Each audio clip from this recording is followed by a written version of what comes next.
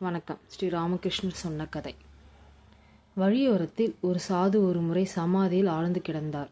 ஒரு திருடன் அவ்வழியாய் போய்க் கொண்டிருந்த போது அந்த சாதுவை கண்டான். ஓஹோ, இங்கு படுத்து கிடப்பவனும் திருடன் போல காணப்படுகிறான்.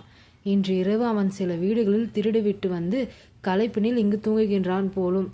போலீசார் இவனை கைது செய்ய இதோ வந்து விடுவார்கள். காலம் தாழ்த்தாது நான் ஓடி மாறிவேன் என்று நினைத்து கொண்டு ஓடிப்போய் விட்டான். சில நேரத்துக்குள்ளாக ஒரு குடிகாரன் அங்கு வந்து சேர்ந்தான். சாதுவை பார்த்தான். ஓஹோ, மூக்கு முட்டை குடித்துவிட்டு இப்பள்ளத்துள் விழுந்து கிடக்கிறாயோ? என்றாலும் நானும் தான் குடிகாரன். எனக்கு சுயபுத்தி நிதானமாய் இருக்கிறது. நான் தள்ளாடி விழமாட்டேன் என்று பிதற்றிக்கொண்டு போய்விட்டான். கடைசியாக ஒரு சாது அங்கு வந்து அவரை பார்த்தார். யாரோ ஒரு பெரிய மகான் சமாதியில் ஆழ்ந்து கிடப்பதைக் கண்டு அவர் பக்கத்தில் உட்கார்ந்து அவர் மலரடிகளை மிருதுவாக வருடத் தொடங்கினார்.